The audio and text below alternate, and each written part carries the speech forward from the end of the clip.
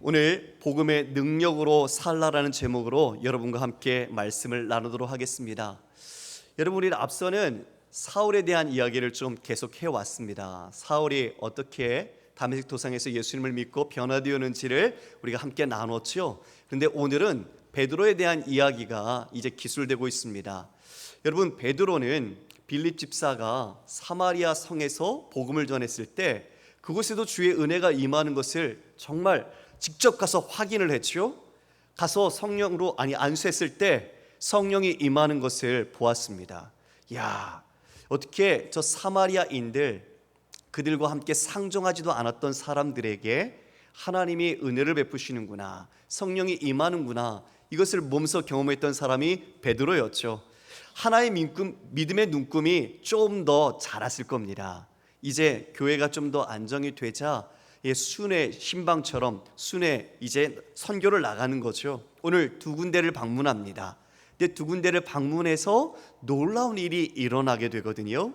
그 기적이 무엇을 의미하는지, 또한 우리는 같은 믿음의 길을 가는 성도로서 어떻게 이 말씀 속에서 삶을 살아가야 할지 한번 깨닫는 그런 은혜가 있기를 주님의 이름으로 축원합니다. 여러분, 오늘 말씀 32절, 33절 우리가 함께 읽어보겠습니다. 시작. 그때에 베드로가 사방으로 두루 다니다가 루다에 사는 성도들에게도 내려갔더니 거기서 애니아라 하는 사람을 만나매 그는 중풍병으로 침상 위에 누운 지 8해라. 자, 여러분, 저를 보십시오. 베드로가 루다를 갔습니다. 루다는 예루살렘에서 북서쪽으로 40km 정도 떨어진 곳이죠. 그쪽에 이제 그곳에 누구를 만나러 가죠? 성도들이 있었어요. 그곳에도 성도들을 만나러 갔는데 한 인물을 만나게 됩니다. 그 사람의 이름이 애니야. 그런데 그 애니야의 삶을 보니까 어떤 모습이에요? 8년째 중풍병으로 누워있는 삶을 사는 사람. 여러분, 우리 함께 생각을 한번 좀 해볼까요? 8년 동안 중풍병으로 일어나지 못하고 누워있는 삶이라면 여러분, 어떠한 자신의 마음에 어떤 생각이 더 많이 들었을까요? 기쁨이 있었을까요? 희망이 있었을까요? 아니면 절망과 낙심이 더 컸을까요? 후자에 더 가깝지 않았을까 생각이 됩니다. 그런데 애니아라는 이름이 칭찬받는 자라는 이름입니다. 칭찬받는 자. 그러니까 부모로부터는 칭찬받는 인생을 살도록 이름을 지음받았지만 어쩌면 누워있는 8년의 그 시간은 자신 스스로를 원망하며 어쩌면 낙심하는 삶을 살고 있었겠죠. 저도 허리 디스크 때문에 병원에서 몇 개월 누워있은 적이 있었어요. 그런데 그 누워있는데 다른 앉아있는 사람들, 걸어다니는 사람을 보면서 너무 부럽더라고요. 저게 별거 아니라고 평상시에 생각했는데 저건 당연한 거라고 여겼는데 당연한 게 아니었어요. 나도 한번 앉아봤으면 나는 걸을 수 있을까? 그런 생각이 내 안에 문득문득 다가왔었거든요. 지금 이 애니아도 그 가족과 더불어서 8년이라는 결코 짧지 않은 시간 속에 낫고자 백방으로 노력을 했겠죠. 그리고 날마다 자신들의 마음을 다해서 또한 기도하는 마음이 있지 않았을까요? 그런데 그 시간들이 점차 흘러가고 이처럼 지나갈 때 그들의 마음은 희망이 아니라 점점 절망으로 바뀌어 갔을 겁니다. 우리도 그럴 때가 있죠. 내 인생에 왜 이런 일이 생겼는지 풀 수 없는, 힘으로도 의지로도 돈으로도 여러 자원으로도 할 수 없는 그런 중풍병 같은 일들을 경험하게 됩니다.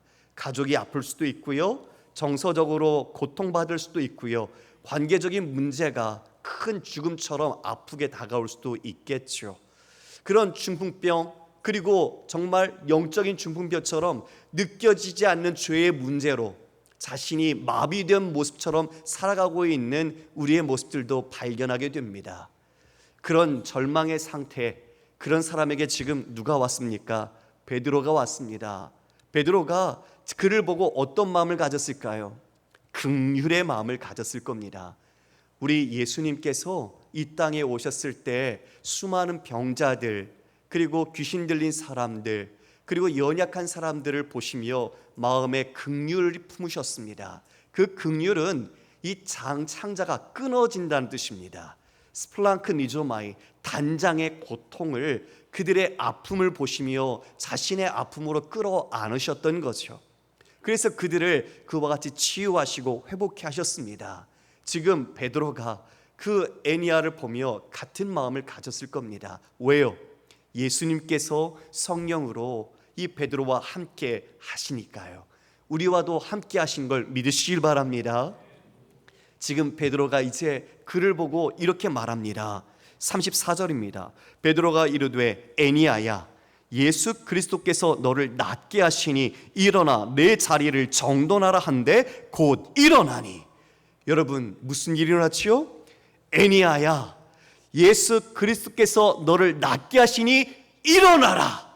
예수의 이름으로 이와 같이 일어나라 말하자 그가 곧 일어났습니다. 할렐루야.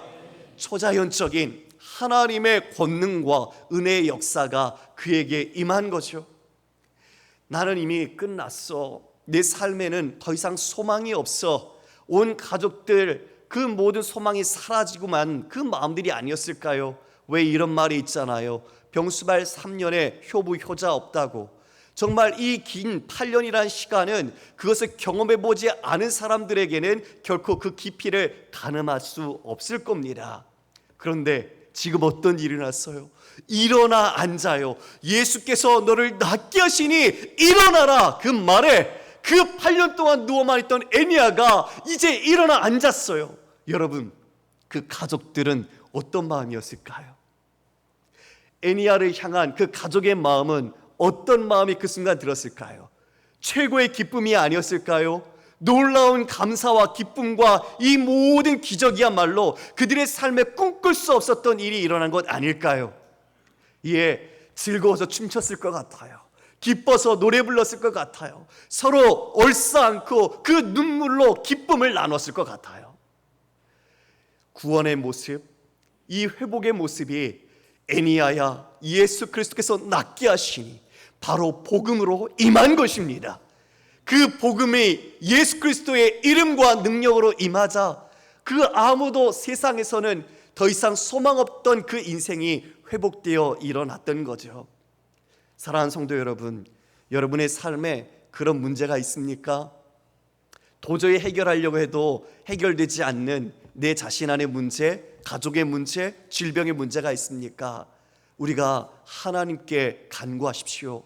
주님께 기도하십시오. 왜요? 우리의 유일한 소망은 예수 그리스도시기 때문입니다. 예수 그리스도만이 우리의 구원과 우리의 모든 치유와 회복의 근원이 되십니다. 오직 그분의 이름만이 이와 같이 그 능력 가운데 우리가 소성함을 입을 수 있는 거죠. 여러분, 묻겠습니다. 지금 베드로가 선포했지요. 이거 베드로가 낫겠습니까? 누가 낫겠습니까? 예수 그리스도께서 낫게 하셨습니다. 맞습니다. 예수님의 권능이, 예수님의 능력이 이 베드로와 함께하여 나타났던 것이죠. 즉 베드로가 아니라 이것은 주께서 하신 일입니다. 주님이 그를 긍휼히 여기심이 이런 놀라운 역사를 만들어낸 것이죠. 베드로가 이제 그리스도의 모범을 따라 한 겁니다. 한 장면이 떠오릅니다. 지붕이 갑자기 뜯기고 지붕에서 줄이 내달린 한 중풍병자가 내려왔던 그 사건이 떠오릅니다. 너무나 사람이 많아서 그 집안 문으로 들어올 수 없기에 기와를 뜯어서 그 4명의 친구들이 달아내렸던 중풍병자. 예수님은 그 중풍병자를 보고 말씀하셨지요. 내 죄사함을 받았다. 내가 일어나 내 침상을 가지고 집으로 가라. 여러분, 죄사함뿐만 아니라 지금 그 중풍병자 누워있던 그 사람이 일어나 걸어갔던 그 놀라운 주님의 역사의 광경을 베드로는 경험했습니다. 베드로는 주님의 그 놀라운 사랑도 경험했습니다. 이에 주님의 모범을 따라 지금 이와 같이 베드로가 자신과 함께 하시는 예수 그리스도의 능력으로 이 일에 쓰임 받았던 것이죠. 사람들은 그런데 이런 기적이 일어날 때마다 기적을 행한 미라클 메이커, 그 사람에게 관심을 가집니다. 이해는 됩니다. 너무나 내가 지금 간절한 마음에 지푸라기라도 잡고 싶은 심정처럼 무언가를 찾는 거겠죠. 그러나 여러분, 복음은 무엇을 지향합니까? 우리가 믿는 지금 이 모든 말씀은 누구를 가리키고 있습니까? 예, 우리 35절을 함께 읽어볼까요? 35절 시작. 룻다와 사론에 사는 사람들이 다 그를 보고 주께로 돌아오너라. 여러분, 누구에게 돌아왔습니까? 베드로입니까? 주께로 돌아오니라. 할렐루야. 맞습니다. 그 중풍병자가 나음을 받고 그를 보고 베드로를 따른 게 아닙니다. 주님께로 돌아왔습니다. 주님을 믿고 따릅니다. 그런데 여러분, 왜 지금 이 시대에는 수많은 사람들이 지금 주를 따르지 못하고 주님의 이름을 빙자하여 이와 같이 교단이 교주가 된 사람들, 사이비 같은 사람들을 따르고 있는지 모르겠습니다. 여러분, 복음은 예수 그리스도를 따르게 하고 예수 그리스도를 보게 하고 예수 그리스도를 믿게 하는 것입니다. 할렐루야. 목사를 따르는 것도 아닙니다. 저를 따라선 절대 안 됩니다. 저를 믿지 마십시오. 저도 아니라 오직 우리 모두는 예수님을 믿고 따라야 합니다. 오늘 기적은 바로 그것을 예표하고 우리에게 교훈하는 겁니다. 베드로를 사람이 따르는 것이 아니라 주께로 향하여 그들이 주님을 믿고 의지하기 시작했던 것이죠. 자, 여러분, 인물들이 성경에는 수많이 나와요. 하나님의 놀라운 일들을 감당한 사람들입니다. 그런데 우리는 그들을 숭배하거나 그들을 찬양하거나 그들에게 도움을 구해서는 안 됩니다. 분명히 아셔야 합니다. 그들은 하나님의 능력의 도구로 사용된 사람들 뿐이지, 그리고 그들은 하나님이 무엇을 원하시는지 가리키는 교시판처럼 지시등입니다. 그들의 목적과 도구는 그겁니다. 그런데 왜 그들을 따르고 숭배하고 그들의 마음을 두는 그런 사람들이 있는지 모르겠습니다. 우리는 분명히 알아야 합니다. 예수 그리스도를 따름이 우리의 신앙의 목적이고 그분이 우리의 대상이라는 것을. 자, 이제 이 룻다에도 예루살렘에 이어서 놀라운 하나님의 권능이 그리고 복음이 전해졌어요. 점점 지경이 넓혀집니다. 그리고 이제는 룻다에 이어서 어디로 갈까요? 욥바로 가게 됩니다. 여러분, 36절 말씀을 제가 읽겠습니다. 욥바에 다비다라 하는 여제자가 있으니 그 이름을 번역하면 도르가라. 선행과 구제하는 일이 심히 많더니 그때 병들어 죽음에 시체를 씻어 다락에 누이니라. 욥바는 룻다에서 한 18km 떨어져 있습니다. 그러니까 좀 가깝죠?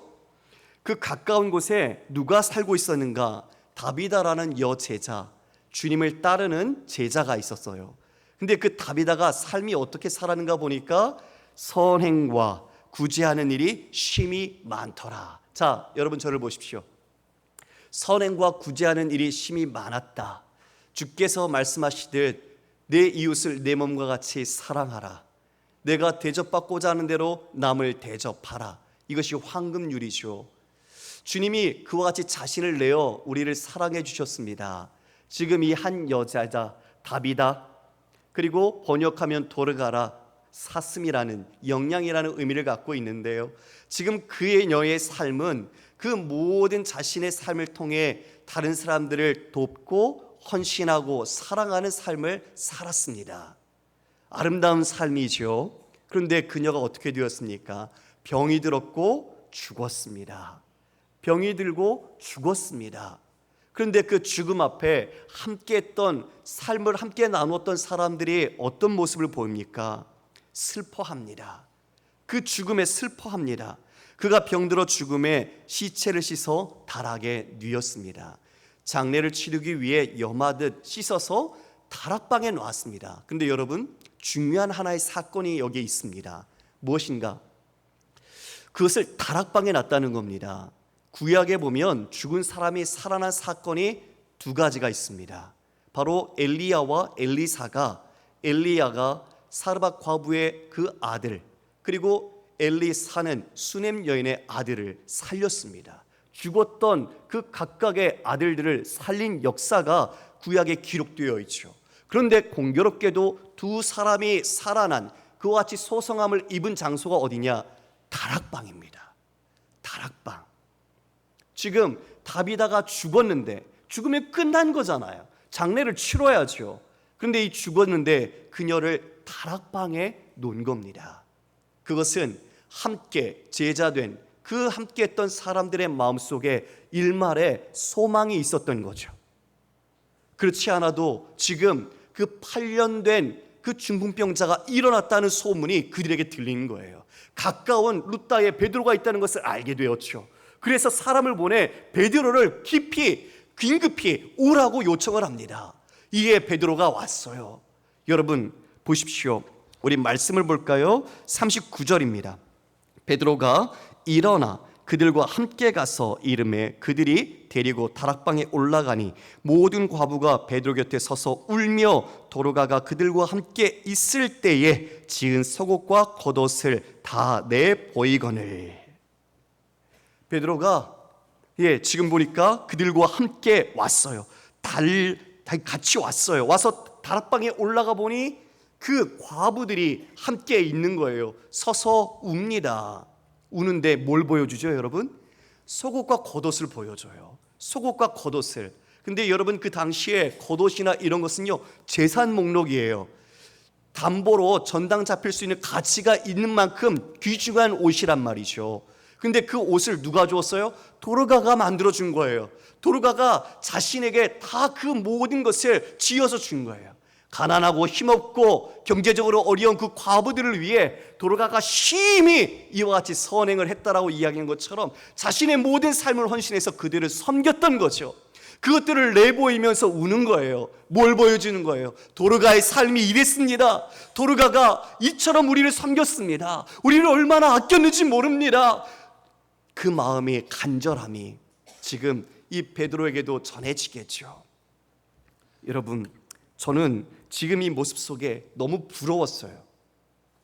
왜냐하면요, 여러분, 우리는 장례식에서 고인이 어떠한 삶을 살았는지를 우리는 볼 수가 있거든요. 가족을 사랑하고 이웃을 섬기고 직장에서 동료들과 좋은 관계 속에 사랑과 믿음의 길을 따라 가란 사람들, 그런 사람들이 죽었을 때 그 장례식장에서는 그 조문하는 사람들이 안타까워해요. 내가 저분 때문에 힘들 때 내 손 잡고 기도해 주었다. 저분이 내가 공공할 때 와서 도움을 주었던 분이다.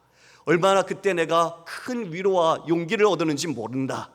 이런 말들로 하면서 감사를 전하고 고마움을 전하죠. 그 이야기를 듣는 우리 유가족들은 어떤 마음이 들까요? 오히려 위로가 돼요.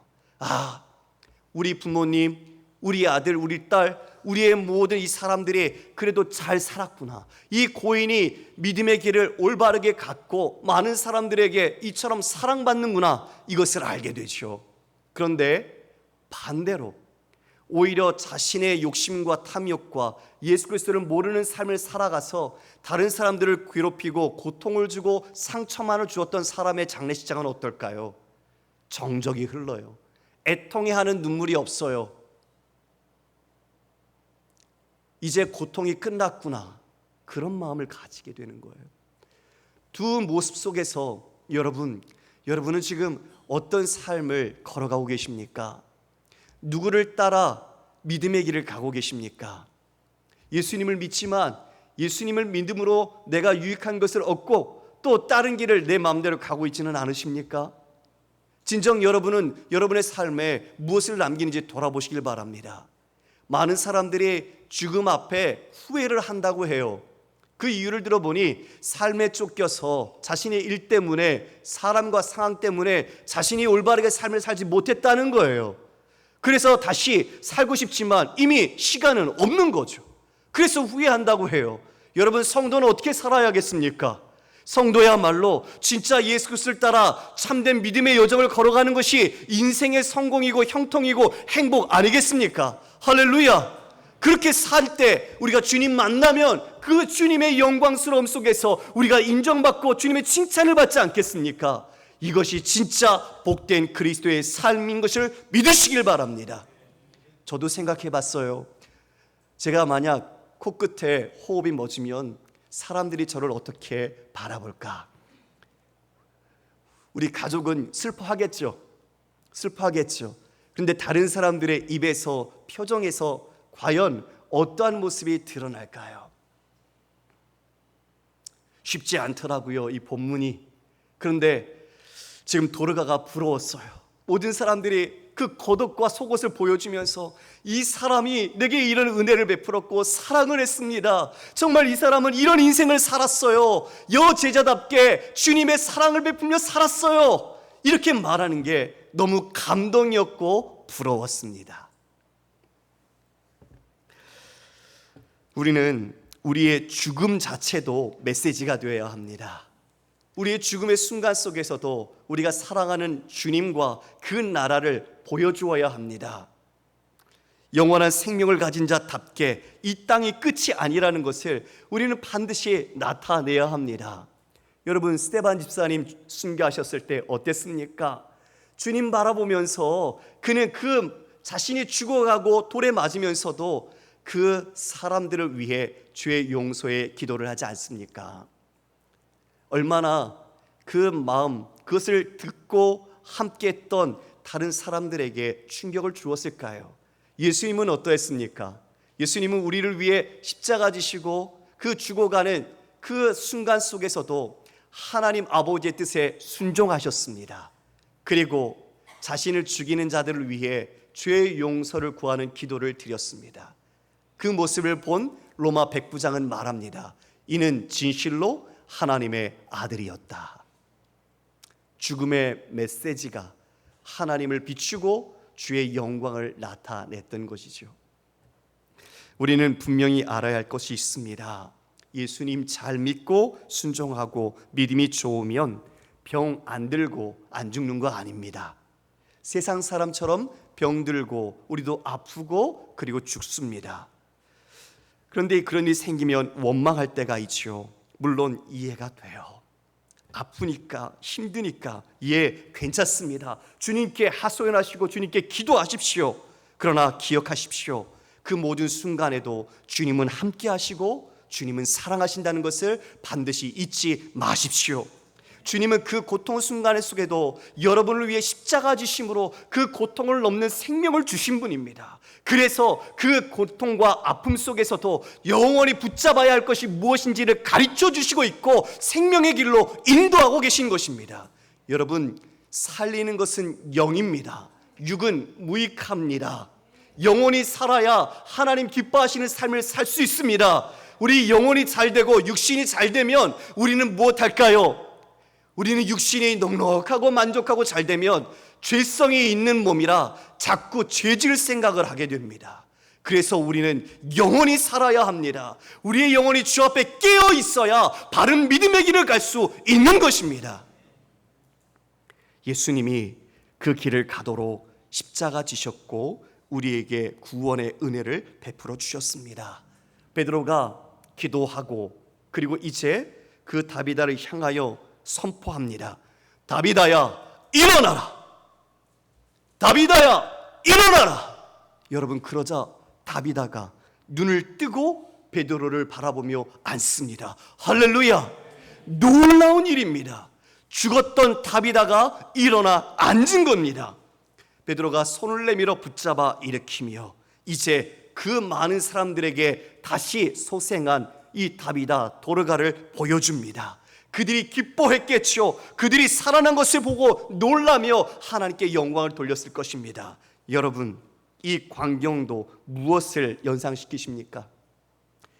야이로의 하나밖에 없는 외동딸이 죽어가고 있었죠.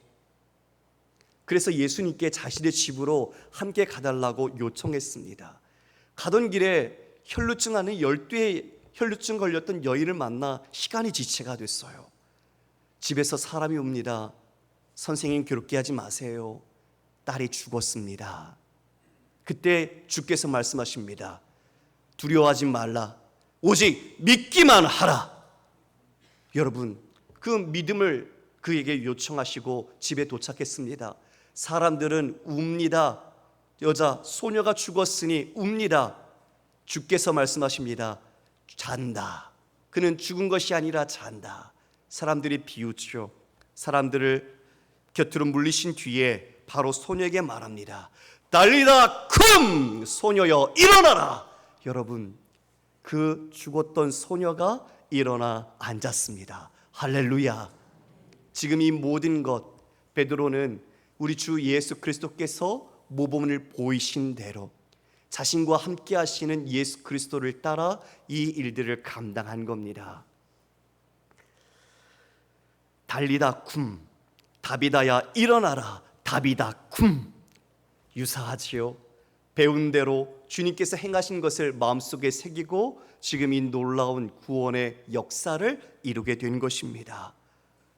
성도 여러분, 오늘 이러한 모든 모습 속에 우리는 반드시 깨달아야 할 것이 있습니다.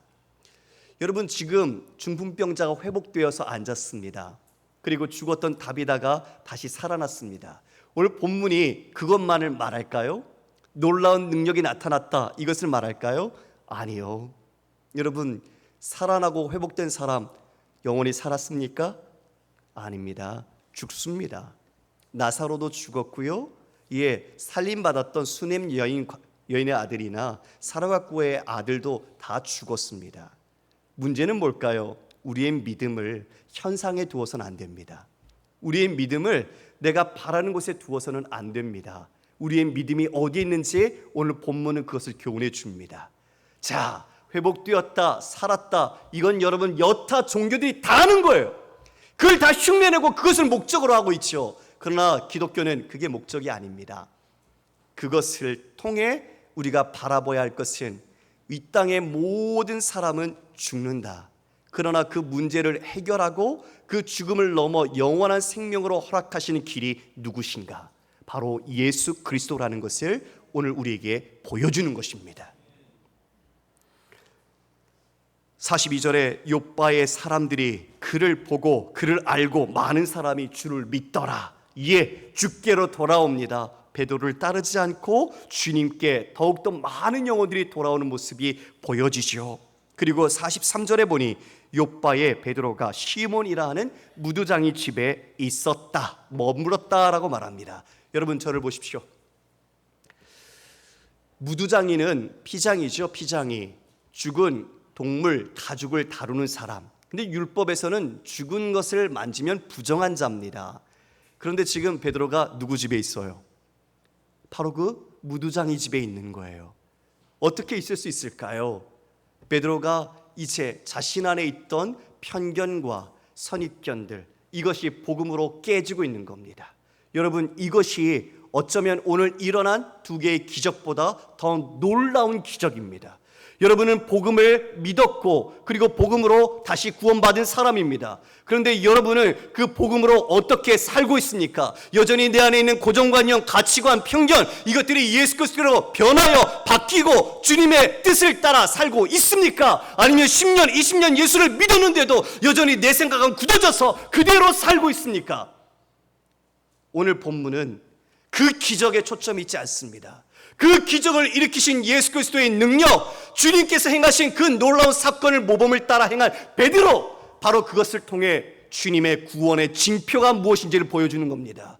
다 죽고 다 떠나가지만 진짜 살게 하는 누군가, 예수 그리스도라는 구원의 표징을 이 기적으로 보여주는 것입니다. 그리고 그들이 무엇으로 나타납니까? 주께로 돌아오더라. 주의 영광이 바로 복음의 목적입니다. 할렐루야. 바로 그렇게 변화되어진 베드로, 3번씩이나 예수님을 부인했지만 내가 나를 사랑하느냐, 그 사랑의 부르심 앞에 녹아내렸던 베드로, 이제 주를 위하여 성령 충만함 속에 주님께서 내게 보이신 그 본과 말씀을 따라 주님 가신 길을 가는 겁니다. 주님께서 이 역사를 행하셨고 주님의 영광이 드러났고 주님의 이름이 퍼져갑니다. 오늘 본문 속에 바로 우리 또한 그렇게 초청받았고 복음으로 말미암아 부르심을 받았다는 것을 잊지 말아야 할 것입니다. 여러분은 지금 어디를 향하시며 어느 집에 거하고 계십니까? 무두장이처럼 부정하게 여겼던 다시 복음으로 깨어지고 내 편견이 산산조각나고 주께서 걸어가신 길을 따라 여러분의 삶을 살아가고 계십니까? 사랑하는 우리 모두가 진짜 복음 앞에 내 삶과 내 의미의 존재가 무엇인지, 그리고 다비다처럼 어쩌면 우리에게 주어진 죽음의 순간 속에서 우리는 어떠한 삶의 여정을 마무리하며 다시 오실 주님을 만날 것인지 다시 한번 교훈받고 깨닫기를 주님의 이름으로 축원합니다. 다 함께 일어서